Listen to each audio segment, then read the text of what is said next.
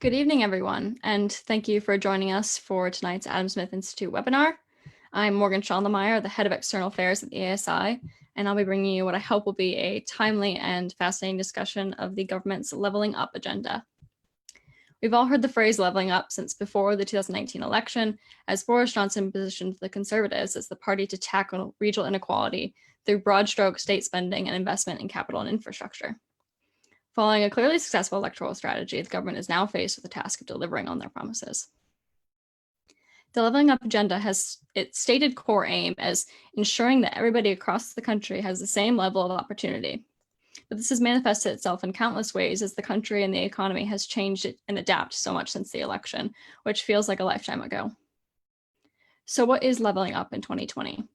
What does the UK need in terms of economic recovery post-COVID? And does this so happen to coincide with the Leveling Up agenda, which played such a big part in the Conservative Party's 2019 election success? And how might the Tories seek to achieve their Leveling Up agenda in the face of a huge economic downturn? And do they have their priorities straight? And what is the political importance of all of this to the Conservative Party? I'm joined by leading experts on regional development, economic policy, politics, and grassroots campaigning as we investigate every aspect of the government's Leveling Up agenda. My guests are Professor Paul Cheshire is an economist by training and is now the Emeritus Professor of Economic Geography at London School of Economics. He has a strong interest in policy analysis and policy-related fields and has been named one of the planning industry's most influential people. He is the author or the co-author of more than 100 papers and spent time as an advisor and a consultant for the European Commission, the World Bank, the OECD, the UN, and other international organizations, as well as the UK government.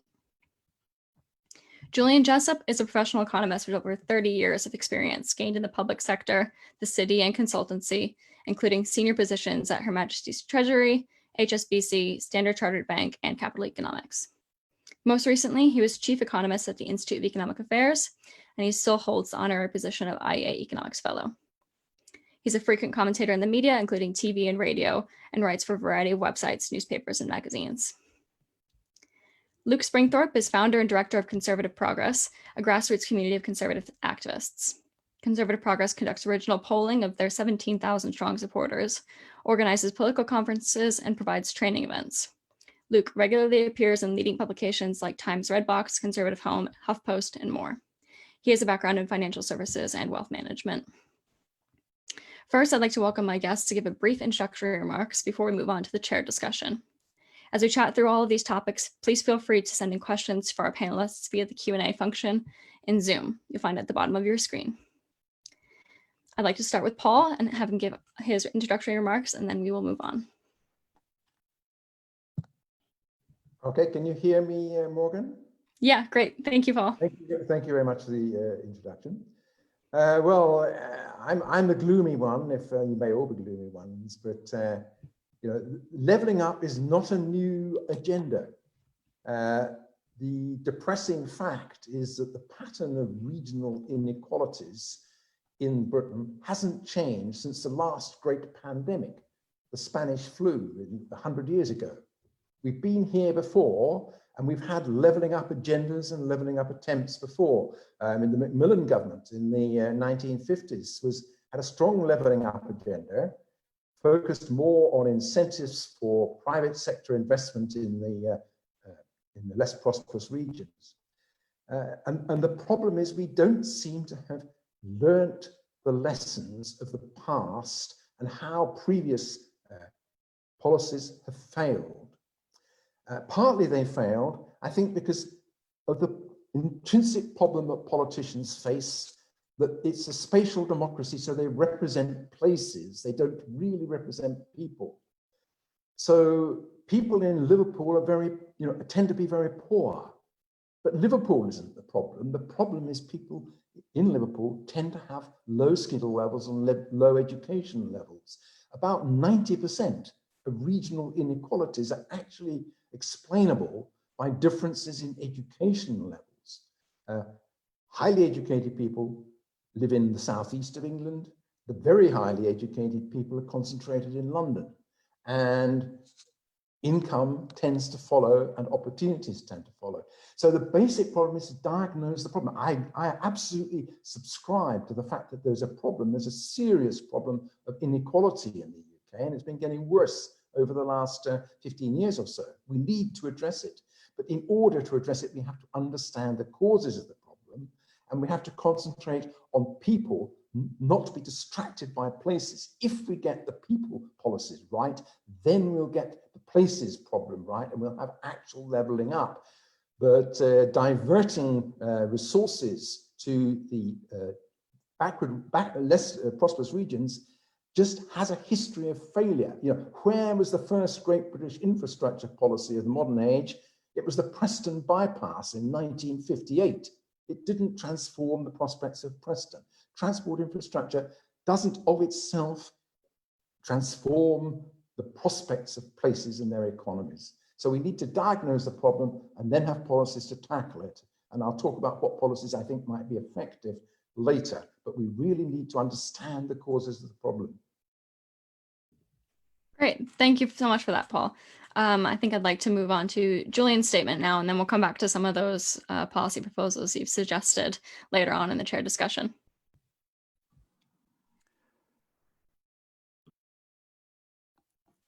There we go. Excellent. I hope you can see and hear me now as well. Well, I've also got a slightly cynical view on the levelling up debate. Also slightly more optimistic actually than some on the extent of the problem. I think there are a lot of very simple narratives that people talk about here, sort of the north-south divide or London versus the rest of the UK. I think it's actually a bit more complicated than that. If we take London as a starting point, London, of course, is itself actually a very diverse city. The headline numbers are flattered by the strengths of the city of London itself, the financial sector, which is obviously dragging up the average. But there are plenty of pretty poor areas in London as well. Also, although the average income in London obviously is relatively high, so are the costs of living, particularly housing costs. If you take housing costs into account, then some of the regional inequalities are not as big as they might first appear. There's also a lot of debate about transport being the solution, but actually, in my personal experience, the transport in much of the rest of the country is actually better than that in London. It's quite a pain sometimes doing quite short distances in London because of the poor quality of the public transport network, the overcrowding of the roads. Actually, many northern cities actually have better public transport networks and connections than London does. Also, when some people talk about levelling up in practice, of course, they really mean levelling down. They mean increases in taxes and big transfer payments from one part of the country to another. But actually, London is already a big net contributor financially. The flip side of having high incomes and a relatively progressive and redistributive tax and benefit system is that London actually is already paying quite a lot to support the regions. And then finally, some sort of softer points. I think the quality of life in London actually sometimes isn't that great for some of the reasons I hinted at earlier, sort of overcrowded housing and pollution and poor quality of public transport. And I think actually many of the regions have a bit of an advantage there. But above all, I strongly agree with something that Paul was saying, that this is should be very much about people, not about places. For example, if we take some sort of coastal towns like Blackpool, it may well be that those towns are in some form of terminal decline because nobody goes on holiday in the beaches in England anymore. I think you need to recognise that rather than thinking of Blackpool, for example, as a fixed entity, a sort of tourist destination that's always going to be as it was, and think more about what would be best for the people of Blackpool. Would it be better training? Would it be for them to move around the country? Whatever else it might be. I've got a lot more I can say later on what I think the policy solutions are to this. Just to give a spoiler alert, they will be largely free market solutions. They will be about devolving power to the regions. It will be about planning reform. There will be about more competition between regions, including things on like the national minimum wage. It tends to be set at a national level. But in short, I think there is a problem here. It may not be as big a problem as some people think, but the solutions still largely lie in markets rather than trying to pick one particular city and apply a particular strategy to it.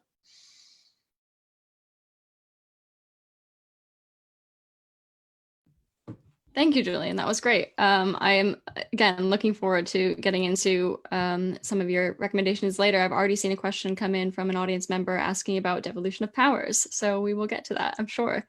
We'll bring in Luke Springthorpe now, and he will give us his introductory statements before we get on to the chair discussion. Thank you. A couple of tough acts to follow there, but I'll try and add what value I can. So I think really when we talk about the levelling up agenda, really there are two aspects to this. Obviously, one is the economic element of it, and the second is the inescapable reality of the political, which is the new Conservative voter base, which is very new in terms of where the Conservative Party now finds itself politically. So I'll just start briefly on the economic element. I think some of it's already been covered, to be honest, but we do have regional disparities at the moment. So obviously in London, earnings and productivity is about 30% higher than the UK national average.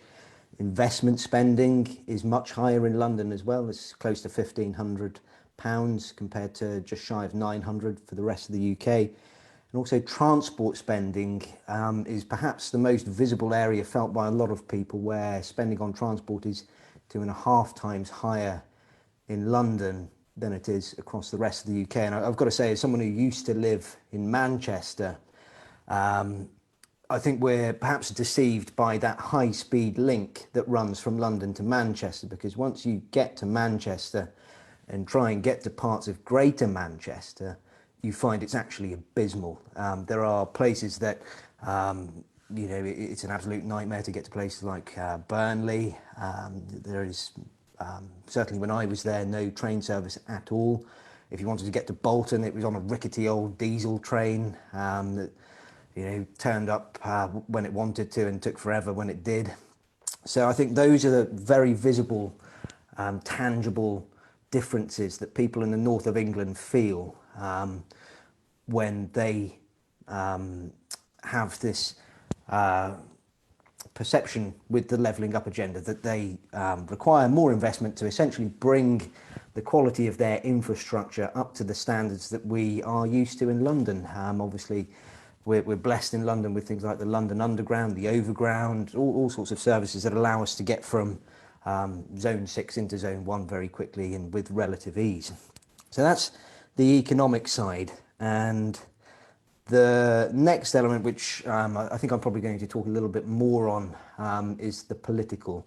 So obviously what Conservative Progress is, Morgan kindly said at the start of it, we have just shy of 17,000 supporters, and only 15% of those are based in London. So it's a pretty broad geographical spread, and a lot of those are, it's split between people that consistently vote Conservative, some people that voted Labour up until 2019, and a good chunk of people that typically would have voted either UKIP or Brexit Party and lent their support to the Conservatives in December last year. And what we've surveyed them on a little bit, not too much since COVID, but on various occasions up to the budget, and we have found that there definitely has been a leftward shift in terms of economic views. So about 57% of them believe that austerity was damaging for the perception of the Conservative Party. I think it was 38% when asked what the priority should be for the budget, said increasing spending on infrastructure, compared to 20% for cutting taxes.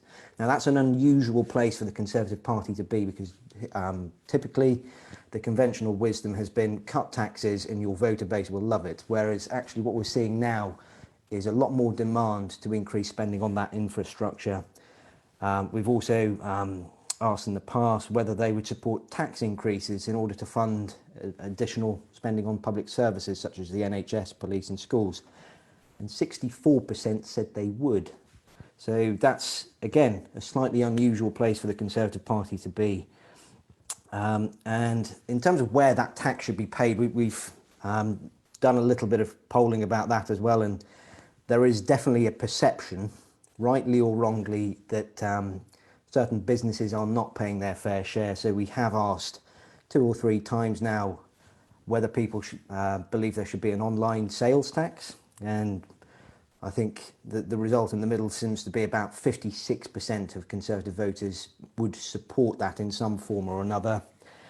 And about 80% actually don't believe the largest businesses in the UK are paying their fair share of tax. So it's fairly potentially grim reading for small state free market liberals at the moment. But I've got to say, I think there are definitely elements where the Conservative government can get on the front foot and has actually been proactive over the last 10 years that might be more encouraging. So I think areas like devolution and giving more powers to the regions could actually be something that could be pushed, particularly by those in favour of free markets and small government, to actually give more responsibility to those local levels of government.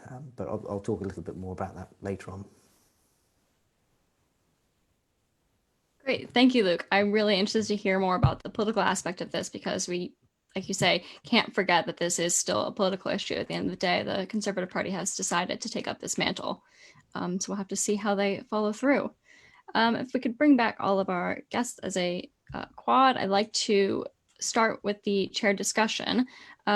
Paul, you mentioned to me that one of your first jobs was as a researcher on a project funded by the long gone Department of Economic Affairs under the Wilson government. You were tasked with looking at regional inequalities and diagnosing policy fixes. So what did you learn then, and in what ways does the current leveling up agenda differ from the previous attempts to achieve regional growth? What I learned, I think, was that yes, there were regional inequalities, although, as I've stressed, and indeed Julian has stressed, they're really people inequalities rather than regional in a causal sense. What I learned was that what we've been doing just didn't work. The Attlee government had a regional agenda. It had controls. You may have heard of the industrial development certificates. You had to have a license to build a new factory of more than 10,000 square feet. It was square feet in those days. What was the result? An awful lot of factories of 9,990 square feet, which were less efficient than had there been an appropriate size. Or you were allowed to build a factory in outside the southeast. So what did you get? They didn't go to the north. They went just across the border to East Anglia and places like that. So controls didn't work. Incentives didn't work. They generated a differential flow of capital intensive industries to the areas where there was a labor surplus because they were incentives to invest. Pushing government agencies, that was the first era of moving a government agency. We've recently moved the BBC to Salford. That has not helped the BBC. You have creative programmer makers going up on the train to Manchester to pitch their program ideas to commissioning editors who've gone up from London to receive those ideas. It's just madness, and it loses the agglomeration economies that are essential to the media industry. In 1968, we decided to move the Royal Mint to South Wales. I think that's the first example of a public agency.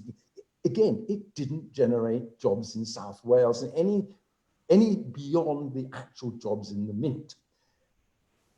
So there's no evidence that that really works as a policy of reviving local economies. What we need is to understand the causes, and the causes essentially where the skills are, where the education. We have to have a seriously well thought out plan to increase the skill opportunities for people all over the country, but particularly in the north of England and in less prosperous economies, and to really tackle what is a crisis, which is a lack of wanting to go into education and go on to university relative to what people in the southeast want to do.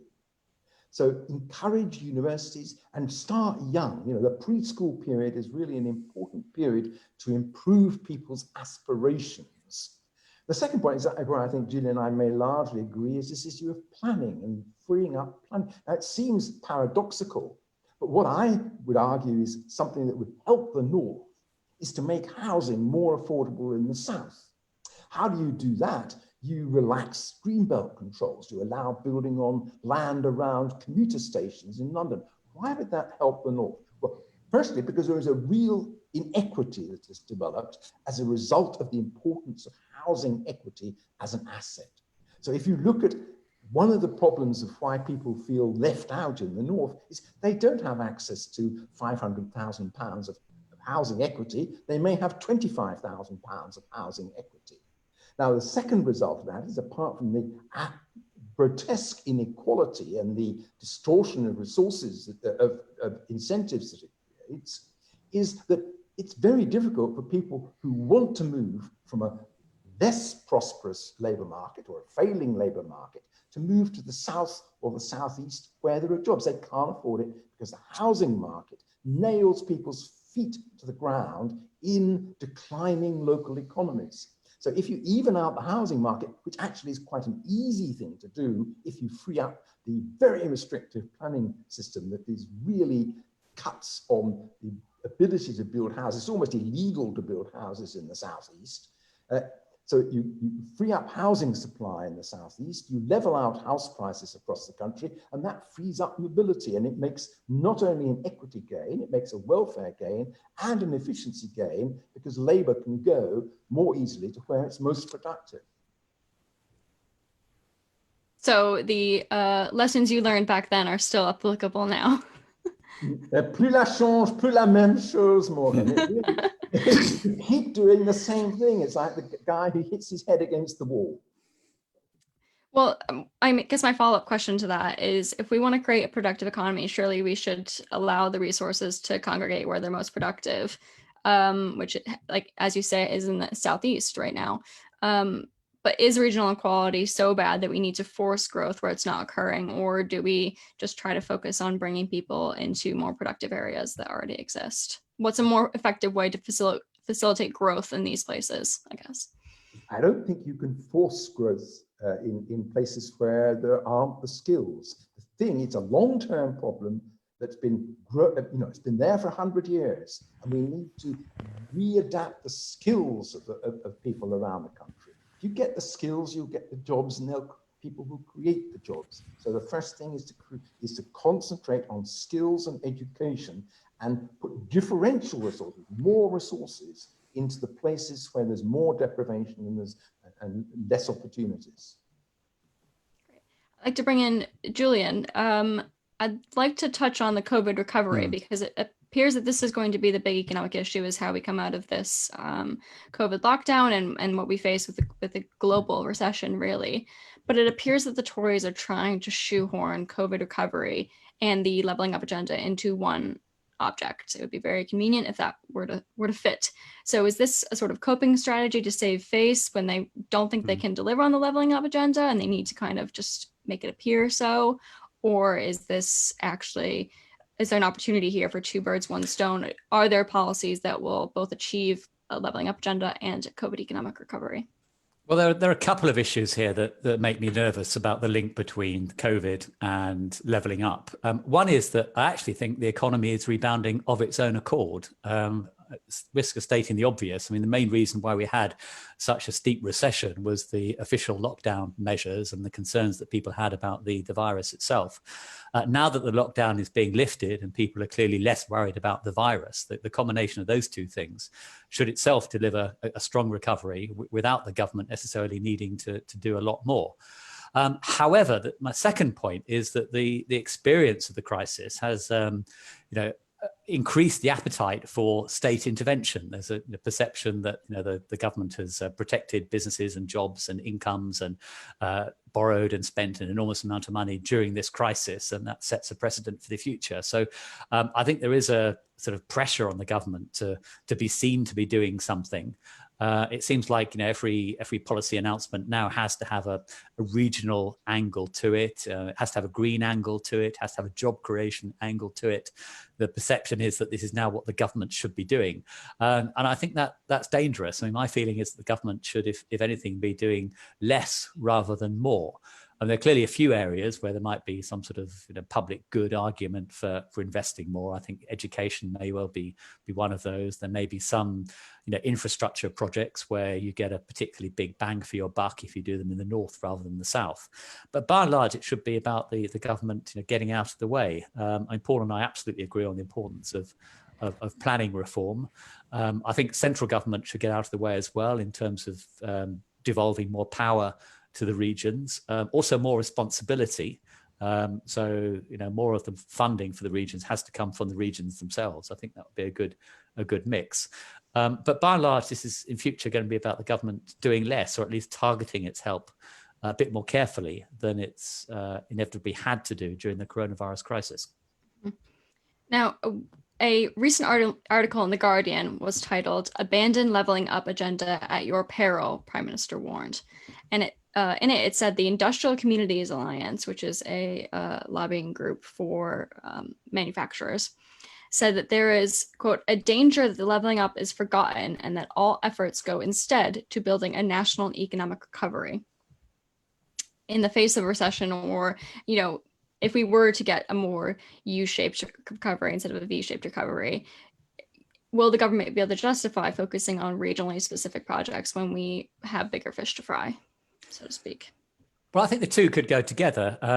It's hard to be sure because we've had such a deep recession that, everywhere has suffered significantly. So it's hard to be sure exactly which areas have suffered the most. But it is probably poorer people who have suffered the most. They're more likely to be in jobs that are at risk. It's probably harder for them to work at home than would otherwise be the case for, maybe people in the south of England who have middle-class professional jobs. So in a sense, fixing the economy would also ease some of the regional fallout from the virus. So I think you can do both at once.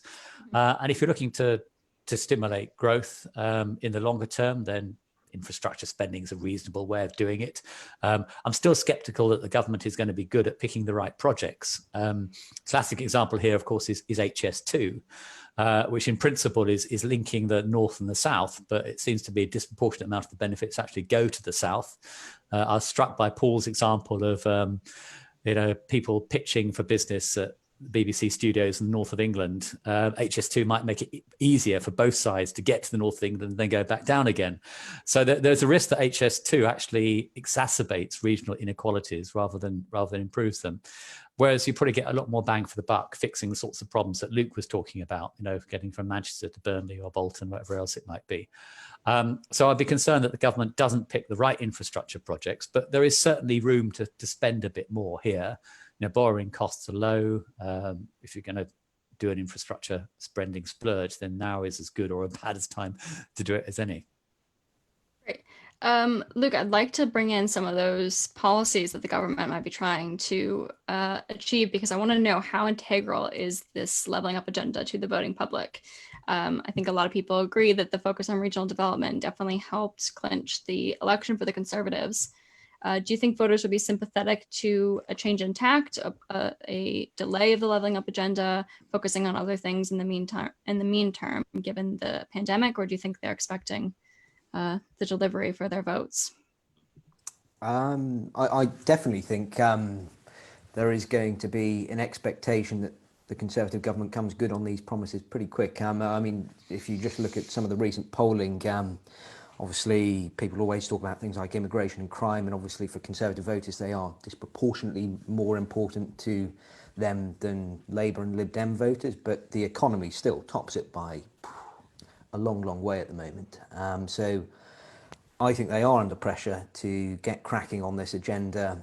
I think COVID has accelerated that importance. So I'd just like to make a couple of other points quickly. I think we've talked a lot about education. I think there's always a temptation to see education as being merely synonymous with going to university. And I actually think that perhaps highlights some of the regional differences, because university is almost a precursor to going into the services sector. So if you want to be a legal professional or go into financial services or something perhaps in the sciences, which is heavily concentrated in places like Oxford and Cambridge,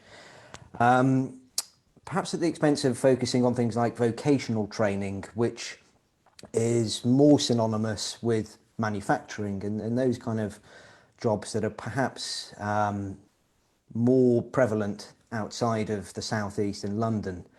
So I think there is definitely going to be an expectation that the Conservatives do more to support those kind of vocations and certainly push that up the agenda. I think the other thing that is not really been touched on is the B word, Brexit. Obviously, we've kind of stopped talking about that during COVID, but I actually think a lot of the levelling up agenda ties into that because obviously London's status as a financial services centre is at least partly predicated on its access to the European market.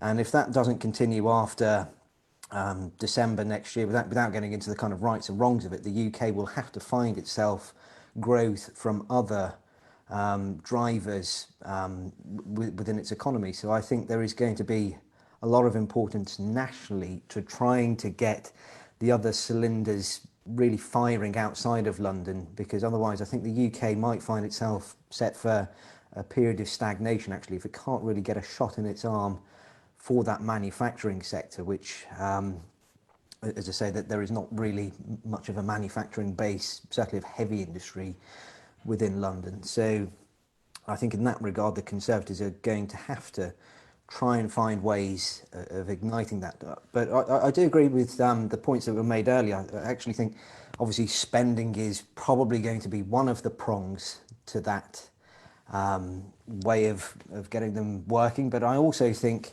I've been a big advocate of actually, I think at the moment only about 5% of tax is raised locally. The UK has this system where so much gets funneled through central government, and then central government hands it out in a redistributive way to various local governments. And I actually think what we need to do is put a bit of pressure on local governments to really foster a business-friendly environment within their local area. And I think one easy way of doing that would be to start shifting more responsibility and retention of business rates, because let's be honest, if councils start thinking, wow, we've got to try and get some more businesses here to pay our business rates this year, then I think all of a sudden you're going to start seeing a hive of activity, both to make sure that we were talking about housing earlier, to make sure that the right housing is there for people to move there, to try and join up education with employers.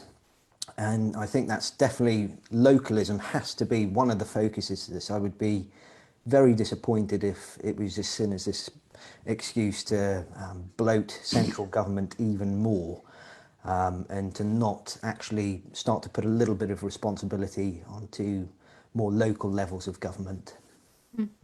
I'd like to get into the local national discussion a bit more. Coming from the states, we have, the state system. So you have very clear competition between states to attract the best talent, to offer the best support, to get the best education. So we kind of have a very clear strategy for building competition, keeping people in your state versus, they're going to New York or California or wherever. But it's a little bit trickier here because they're not so clearly defined. You don't have that power to compete. So I would like to hear the panel's thoughts on that in a minute. But I want to just touch on the Chancellor's statement tomorrow. We're expecting a mini budget, a fiscal event, whatever they're calling it now.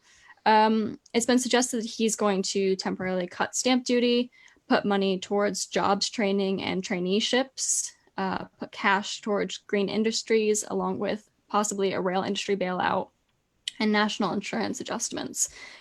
These kind of all touched on things that you proposed might be solutions for leveling up. So you guys have mentioned education. Green industries are always gonna factor in the future. So are these sorts of policies we're needing? Do they fit in with the leveling up agenda? What are their chances for success? And I'll open that up to any and all of our panelists. Well, shall I go first? Sure, sorry, yeah. Luke. I'll go first, right? Okay. No, go ahead. I mean, it's interesting. There's a debate about what we should call it. I think mini budget is actually too strong. Fiscal event is too bland. I think it's simply going to be a summer economic update. That's what the Treasury is preferring to sell it as, and I think it will be quite limited in scope. I mean, we're talking a few billion of additional spending, which in the context of a budget deficit this year, which could be 300 billion, a few extra billion is really going to be neither here nor there. I mean, some of the ideas that have been floated in the press, I'm actually skeptical they will do anything on stamp duty. I'm the way that was discussed was a bit muddled, and the idea of announcing it now but not implementing a reduction until the autumn, that could just kill the housing market stone dead in the meantime. So I'm not sure that's a runner.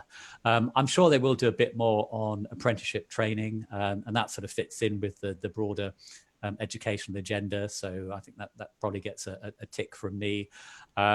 There will be presumably the additional money that's been talked about in the last 24 hours for loans to homeowners in particular to boost the energy efficiency of their houses. From a free market perspective, I'm a little bit skeptical about that. I mean, if there are these big savings on fuel bills to be made, then why don't homeowners pay for it themselves? But there might be a market failure there for relatively poor households who might be disproportionately in the north, of course, who can't access borrowing in order to finance these sorts of things. So I can probably give that a small tick as well. But generally speaking, that I think the announcements tomorrow will be quite limited, and I think that's probably right. I think that we need to wait until the autumn to get a better sense of what the economic recovery is.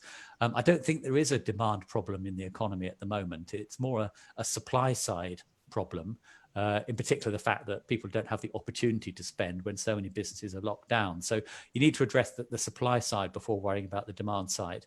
And on the supply side, I think the big issue, and that's something that really has come across strongly in recent statements from the government, is the willingness finally to address the planning issues. And I'm really hoping they deliver on that. We will get a really big progress in liberalising planning laws and getting building going again, everything from infrastructure down to house building. I think that'll be the best thing that could come out over the next few weeks. Luke, did you want to add on to that? Yes, I was just going to say, I think there are a couple of things. Obviously, I really hope there is a cut in stamp duty or a raising of the threshold anyway. I think that is it's daft tax, and I think just freezes over the housing market but I think one of the most important things I'd like to see, whenever they've done these in the past, it's always been for first-time buyers only, and I think it kind of defeats the point, because actually what you potentially need is someone further down the chain to actually sell their house. And if one of the barriers to them selling their house is thinking, well, I'd maybe like to move, but I know I have to end up footing a stamp duty bill of between £15,000 and £20,000, then maybe they won't do it.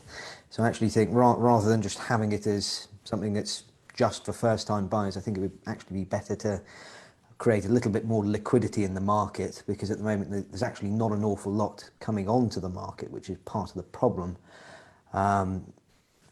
And also don't have it as a temporary cut.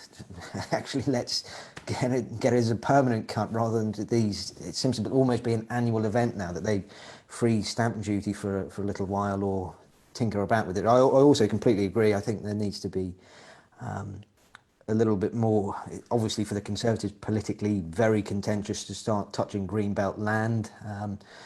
But how many prime ministers have we heard now say that they're going to build all the housing needs on brownfield sites? I think everyone since Gordon Brown, and probably before, has been saying it now. So I think there's definitely at some point got to be a difficult conversation about, well, do we start building on parcels of land that are currently designated as greenbelt, but actually, it's not idyllic countryside or anything. But as I say, politically for the Conservatives, that is difficult. So it would be a brave politician that does tackle that, but sometimes, as Margaret Thatcher taught us, sometimes going on the right path does involve a bit of a political skirmish. So we'll see what the appetite for that is. Paul, did you have anything to add before we move on to some audience Q&A? Well, I tend to agree with Julian that I think that it's going to be a relatively trivial event, but where I disagree is I think that we really need to look carefully and radically at local government taxation, including stamp duty. Stamp duties, every economist who's ever looked at stamp duty has agreed that it's an appalling tax. It's a terrible tax. It's true the Treasury like to collect it because it's an easy tax to collect, but it's demonstrably, as good research shows, it reduces mobility. It means that houses are inefficiently allocated between individuals. But going along with that, we need a reform of local government finance, which allows local governments to actually collect some of their own revenues and have more devolution of revenue capacity. I mean, if you come from the US, you have it's difficult for someone from America to comprehend how centralized the US tax system is. So, business property taxes in the US are a local thing, and they finance a large part of local government. In this country, a local authority that allows any commercial premises to be built is effectively fined, because they have statutory obligation to provide the services, but they get no revenues at all. It all goes to central government. So yes, give back a lot of the business rates to local government, give back more of the capacity to raise a land tax, substitute a land tax for the dreadful stamp duty that we have, and give some of the revenues to local authorities to give them an incentive to allow development to take place.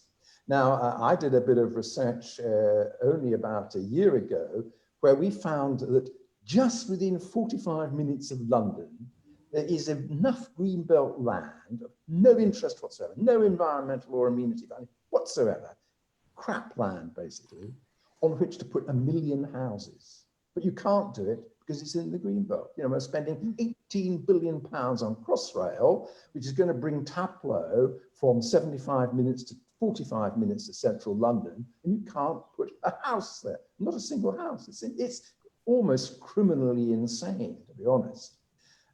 So we need to devolve. And coming back to this transport issue, London Transport actually works quite well. It serves a reasonable region, which is the commuter shed of London, and it's able to coordinate the various bits of transport. We need a Manchester Transport Authority, which has similar powers and actual revenues, and give it maybe a bit more revenue to invest in what is, I absolutely agree, very badly internal connections. So it's the internal connections in big cities that add to their productivity, not linking Manchester by HS2 to London, which will probably actually reduce the welfare of people in Manchester. So have devolved government for functions which belong at a sort of metropolitan region level, which basically are transport and economic development policies, in as far as local governments contribute to that. And then a final point is, I'll stop there. I'm taking too much time. No, please continue. Well, another where I diverge from Julian a bit is that I think there's a real public goods and a market failure issue with respect to the green economy. So, because I do think that the most pressing thing that we face is climate change, and that is a public good problem. So I think it's not only quite a good way of just giving a bit of a boost to the economy, the energy efficiency subsidies for housing, but building new housing, of course, is hugely beneficial in energy terms, because new houses are so much more energy efficient than old Victorian houses. So put more money into the green economy, and that does generate jobs, but it also, I think, it's a role for government, because there's a real problem of market failure there. Can I, sorry, just coming back on that then. I agree that the environment and climate change is a market failure. I think my solution though would be different. Rather than the government spending more money, giving people subsidies to deal with poorly insulated homes, whatever else it might be, we do it through the pricing mechanism. So I personally am a big fan of increased environmental taxes, unusually perhaps, but I am, provided they are proportionate to the externality concerned. I think that is the way to do it. You then leave it to consumers, households, businesses to decide how to respond to those additional taxes. And so it is still a market-led solution to the problem. I'm just wary of the idea that it's the government that ends up, deciding how much people should spend on insulating their house or projects like that. I think it should be more market-led through the pricing mechanism. Okay, Julian, I agree with you, but I think it's such an important problem. We need both. We need both. Fair enough. Right. And we need government direct spending.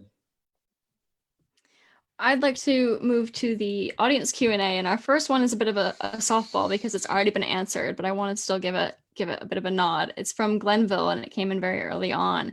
And it says, should be looking at decentralized strategy and devolve power down to different regions, including taxation, raising powers, and spending. And I think we can go around and say yes, yes, and yes. Everyone is on board with that suggestion. So that was a bit of a first Q&A from the audience, bit of an easy one. We have quite a few through here, so I'm just going to scroll through. I saw one from Philip Booth, who is a colleague at the IEA. And he says, we know there are benefits from agglomerations. Some cities and towns, like northern seaside towns, will see population shrinkage. Liverpool has seen its population fall by 1/3 in about 30 to 40 years. What kind of broadly free market policies can facilitate the decline of cities so they don't just hollow out, leaving large pockets uninhabited, but maintain the necessary population density that's conducive to growth?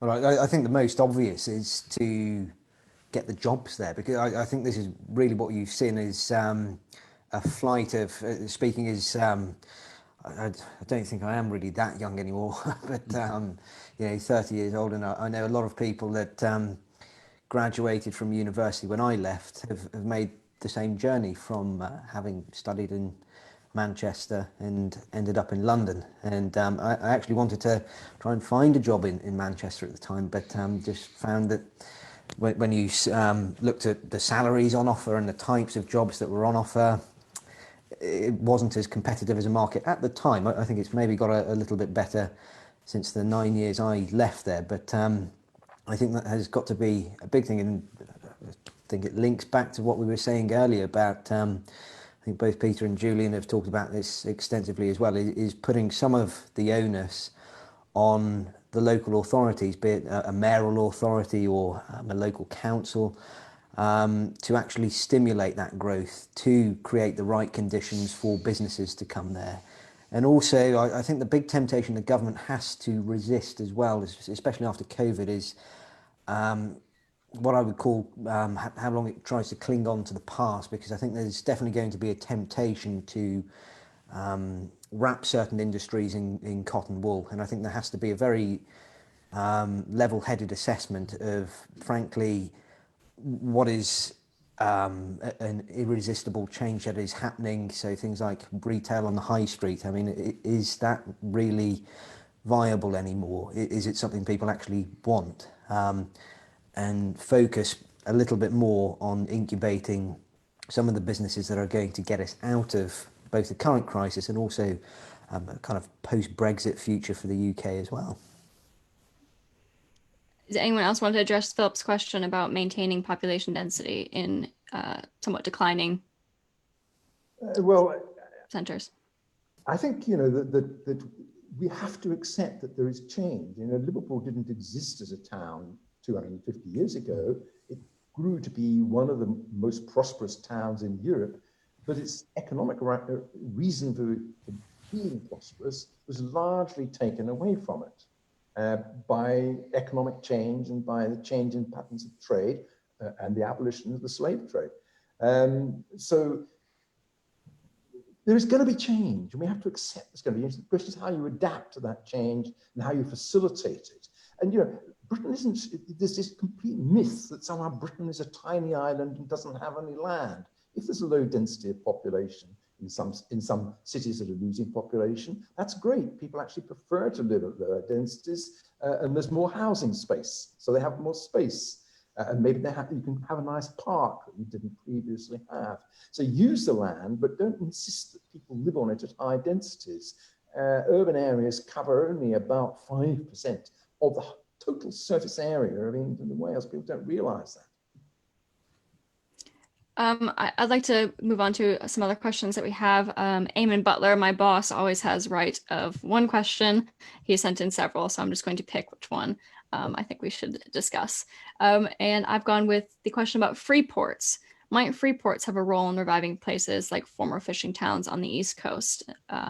For those of you who don't know, Eamon wrote a report on free ports back in the 80s, and we've been doing some work on it. Now it's been revived as an option by this government. So, Julian, what are your thoughts on free ports? Are they a viable solution?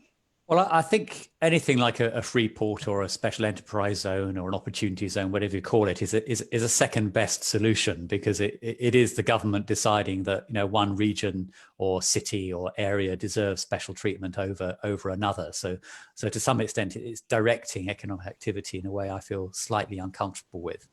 Ideally, of course, we want the entire economy, the entire country, to be a free port or enterprise zone, whatever else it might be. That said, we are often in the world of the second best. I can see some advantages in having a number of, if you like, sort of centres of excellence in terms of, you know, free markets and low tax and you know, competition that would be sort of beacons of free enterprise in the regions that they're in, and that would encourage other cities that maybe not directly benefiting from free port status, whatever it would be, to raise their game as well. So I can see some advantages in doing it, but I am slightly nervous of the idea that you favour one town over another in terms of its tax levels or regulations, whatever else it might be. I think, you know, we want to try and lower taxes and lighten the burden of regulation everywhere if we can. But if free ports are a means towards an end towards achieving that, then fair enough. Arguably, you could do some sort of bidding process, so it wouldn't necessarily just be straight up picking winners, but the government could establish some sort of system for establishing what areas would be best suited for free ports. And free ports, I guess, in one sense, would be kind of the competition between regions that we're looking for. If we set up a few, you could create that kind of low tax or low business rates incentives to bring people. And another question on the regional tax setting powers that we've kind of discussed. Do we not think that poor areas would just raise their taxes as they did in Scotland, which would kind of discourage people from moving there anyway, or encourage people to move away? Paul, do you have any thoughts on that? Well, I actually published a piece of research in 2008 in the Economic Journal that showed that which was exactly the motivation why the uniform business rate was introduced in 1990, the fear that socialist left-wing governments, local government, were going to use it to screw business. The reality is that abolishing the uniform, moving to the uniform business rate, which meant it became completely transparent that local areas got no tax benefit whatsoever from allowing development to occur, substantially reduced the willingness of local authorities to allow new commercial development, and in fact increase the costs of business by increasing the costs of space more than any conceivable business rate would have done. So I'm strongly in favor of structuring your incentives so local governments behave sensibly and encourage local economic development. At the moment, as I said earlier, they're more or less fined if they permit local economic development, which is an extraordinary position for us to allow our tax system to get to. So I think, go back to restate, I'm in favor of devolving the right powers, not all powers, but powers over strategic planning, powers over local economic development, and these broader transport powers, but making sure that local authorities have incentives through the tax system by restructuring the tax system so that it's in their interests to generate more local economic activity, not to repress it. I have, I think we'll do one final question from the audience before we move on to closing statements. We're coming up on our 7 o'clock hour. This is a question from Frederick, and it says, is the goal of economic politics to gain votes? Is the goal of economic policies to gain votes? And the idealist in me would love to say no, but Luke, do you have an answer for that? Are we getting into a point where you're buying votes with economic policy? I think you'd have to be very optimistic to say that it isn't a lever of political power. But that said, I think certainly where we are in the electoral cycle right now, I think obviously once you get to the end of the electoral cycle and closer to an election, you always get a nice little giveaway budget. But I actually think, given that we are still quite far away from the election and the government has a majority, I actually think they can get away with a few things now that might be, in the short term, a little bit more controversial, as long as they pay dividends by the time of that next election and people start to actually see, well, you know, at first I was maybe sceptical about that, but I see the fruits that it's yielding now. So I think yes, in the short term, economics can be a very political thing, but I think in the long run, actually, you do have a little bit more space if you're perhaps willing to have a bit of a rough ride in the short term, but as long as you stick with your convictions and they turn out to be right. So I think that definitely ties into things like, does the government tackle things like the green belt in order to get houses built? Short term, it might be unpopular, but in the long term, if people start to see the economy lifted up as a result of it, it might actually prove quite popular. I think that will bring us to our closing statements. Does anyone have any, maybe we can do a few bullet points you'd like to take away from this discussion, maybe something that you would love to see the government implement, what you think the biggest issue about leveling up is, if you think there's something we should be focusing on that we're not. Maybe we could just get maybe 2 quick points from each of you before we go and close up. Where do you want to start, Morgan? Sure, you go ahead. Okay, so I have to put my hand up and say it took me about 20 years to realize that, of course, economic policy was largely determined by political goals, and I just went on hammering away at what I thought were rational economic policies. So yeah, you have to have a diagnosis. You have to understand the problem, but you also have to understand something about political reality. So I am continuing, I'm a professional economist, I'm not a politician, I'm still going to hammer away at things that I think will actually help improve our economy. And in that regard, I've been hammering away about the green belt now for about 20 years, I suppose. When I first started, I used to get threatening telephone calls in the middle of the night. Now there's quite a lot of support. And I was really pleased to see an article in the Daily Telegraph about a year ago, I suppose, when they had an electronic poll. It was saying, build on sensible bits of the green belt. And at the end of that, 48% of the poll agreed with the argument that you should build on sensible bits of the green belt. So I think that actually there's a shift. We're between a rock and a hard place. People who are excluded from the housing market want cheaper housing, they want access to better housing, they want housing access in the southeast. Old people like me who've got a huge fortune in London property don't want any more houses built. But I've been arguing against my own self-interest for 40 years and I'm going to continue to do so. You're the hero we need, not the hero we deserve. Julian. Yeah, well, 2 points. A positive one first. Actually, quite a lot of agreement from this panel about what could be done to help level up the regions, particularly the emphasis on planning, liberalisation, on devolving more powers and responsibility, and the ability to keep tax revenues to the regions as well. I think agreement on the importance of education and training, as others were saying, not just university education, but skills training, and help for apprenticeships might be a factor there. So that's the positive. Lots of things to take away there. The negative is just picking up on something that Luke was talking about earlier, how lots of policies are very popular, but still wrong, and we need to be willing to push back against policies that people will say that they like in opinion polls, but actually would make things in many ways worse, like mass renationalization and so on. I don't think that would help. So we need to recognize that a lot of the things that are the right things to do are initially unpopular, and as Paul was saying, building on the green belt is one of them. We need to be willing to try and change the narrative, to change the terms of debate rather than just accept whatever the latest opinion polls are telling us. And Luke, would you like to build off of that? The latest opinion polls might feed well into your roundup of the political aspects of all of this.